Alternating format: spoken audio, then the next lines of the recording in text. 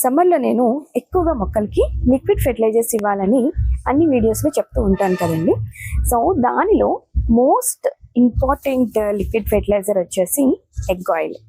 So చాలా మందికి తెలిసిందే, కానీ నేనైతే ఎలా ఇస్తాను అనేది ఈరోజు నేను వీడియోలో మీకు చెప్పాలనుకుంటున్నాను. దాని యొక్క ఇంపార్టెన్స్ ఏంటి అనేది నేను మీతో చెప్పాలి అనుకుంటున్నాను. నమస్తే, నేను Neelima. Welcome to our channel, me Neelima. First time కనుక నా ఛానల్ని చూస్తున్నట్లయితే ప్లీజ్ సబ్స్క్రైబ్ అవర్ ఛానల్. అలాగే పక్కనే ఉన్న బెల్ ఐకాన్ క్లిక్ చేసినట్లయితే మీకు ఫర్దర్గా వచ్చిన వీడియోస్ మిస్ కాకుండా చూస్తారు. ఇంత ఇంపార్టెంట్ అని చెప్తున్నాను అని అంటే, మొక్కల పైన ఉండే వ్యాక్స్ లేయర్ అనేది ఒకటి ఉంటుంది. సో మీరు అబ్జర్వ్ చేస్తూ ఉండొచ్చు, మొక్కలు అనేవి మనం మ్యాక్సిమం షైనింగ్గా ఉంటాయి. పైన ఆకులు మనం చూస్తున్నప్పుడు పైన షైనింగ్ అనేది కనిపిస్తుంది కదా, ఆ షైనింగ్ అనేది ఈ ఎండ వలన కరిగిపోతుంది అనమాట. ఇప్పుడు మనం చూడండి, నెయ్యి అనేది మనం ఎప్పుడైనా వేడి చేసినప్పుడు ఎలాగ కరిగిపోతుందో అలాగే ఈ పైన ఉండే లేయర్ కరిగిపోతుంది అనమాట. సో కరిగిపోయి బర్న్ అవుతున్నాయి అనమాట మొక్కలు. సో అలాగ కాకుండా ఉండాలంటే ఇలాంటి ఆయిల్స్ మిక్స్డ్ ఏదన్నా ఫెర్టిలైజర్స్ ఇస్తున్నట్లయితే మొక్కలకి ఒక లేయర్ లాగా ఫామ్ అవుతుంది. సో ఈ రోజు మనం ఏమేమి ఇవ్వాలి, ఏంటి ఇంపార్టెన్స్ అనేది చూద్దాం. దీనికోసం నేనైతే 2 eggs అయితే తీసుకున్నానండి. మీరు ఎగ్స్ ఎక్కువ తీసుకున్నా ప్రాబ్లం లేదు, తక్కువ తీసుకున్నా ప్రాబ్లం లేదు. ఎందుకనంటే మనం ఆర్గానిక్లో చేస్తున్నాం కాబట్టి అండ్ దీంట్లో ఏమి కొలతలు అవసరం లేదండి. నేను అయితే కనుక 50 liters దానికోసం చేస్తున్నాను. 2 eggs తీసుకున్నాను, అంటే మిక్సీ జార్లో తీసుకున్నాను. దానికి ఒక 10 ml నుంచి ఒక 30 ml ఆర్ ఎల్స్ 50 ml వరకు కూడా మనం ఆయిల్ అనేది తీసుకోవచ్చు. ఇది కూడా పెద్దగా కొలతలు ఏమీ అవసరం లేదు. ఎందుకనంటే ఎక్కువైనా కూడా నష్టమేం జరగదండి. మనం ఈ కొలతల్లో నేను 50 liters వాటర్కు నేను ఎప్పుడు ఈ విధంగా తీసుకుంటాను. నేను దీంతో ఒక 30 ml వరకు ఆయిల్ అనేది ఇస్తాను. ఒక్కొక్కసారి నేను 50 ml కూడా ఇస్తాను. ఈ ఆయిల్ అనేది నేను మనం కుకింగ్ ఆయిల్ ఇవ్వచ్చండి. లేదు మీరు నీమ్ ఆయిల్ ఇవ్వాలి అనుకుంటే కాస్తంత చూసుకుని ఇవ్వండి. నీమ్ ఆయిల్ ఎక్కువ పవర్ఫుల్గా ఉంటుంది కాబట్టి లీవ్స్ బర్న్ అయ్యే ఛాన్సెస్ ఉన్నాయి. సో లీఫ్ బర్నింగ్ రాకుండా ఉండాలి అని అంటే నార్మల్ మనం కుకింగ్ ఆయిల్ ఇచ్చేస్తే సరిపోతుందండి. కుకింగ్ ఆయిల్లో కూడా మీరు ఇంకా బెస్ట్ ఆయిల్స్ ఏమైనా ఇవ్వాలి అనేసి అనుకున్నా కూడా ఇవ్వచ్చు. సో నేనైతే నార్మల్గా ఇది గ్రౌండ్నట్ ఆయిల్ అనమాట. సో ఇదే ఇచ్చేస్తున్నాను. ఇలాగ ఒకసారి మిక్సీ వేసేసుకుందాం. మిక్స్ వేసుకున్న తర్వాత మొత్తం అంతా కూడా మిక్స్ అయ్యి ఇలాగ మిల్క్ స్ట్రక్చర్లో ఫామ్ అయిపోతుందండి. చూడొచ్చు మీరు, చాలా తెల్లగా నురుగు కింద వస్తుంది. దీంట్లో ఇంకొంచెం మనం వాటర్ మిక్స్ చేసుకుందాము.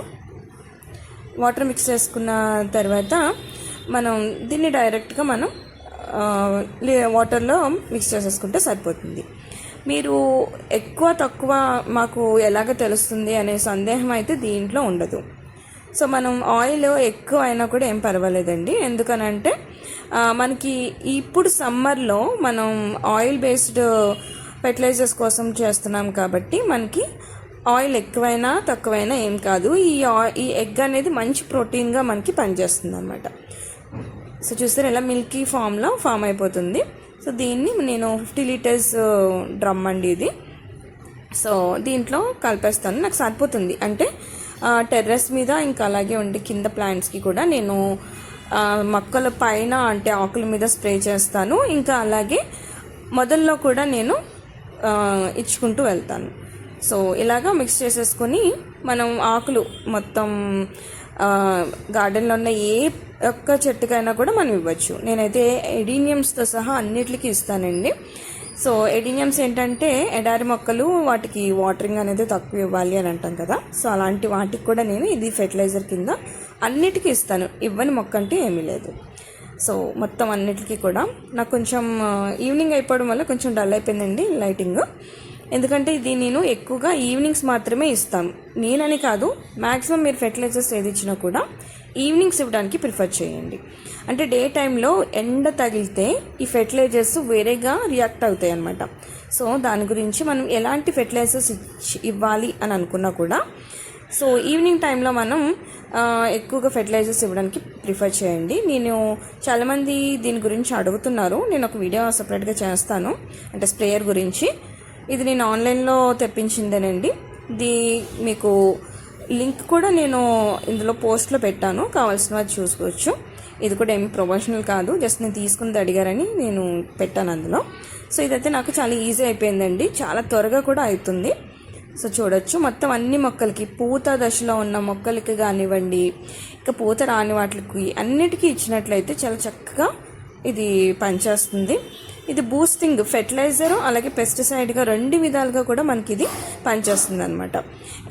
చూడొచ్చు మీరు, దీనిపైన ఒక ఆయిల్ లేయర్ ఉండడం వలన పెస్ట్ అనేది అంత తొందరగా అటాక్ అవ్వదు అనమాట.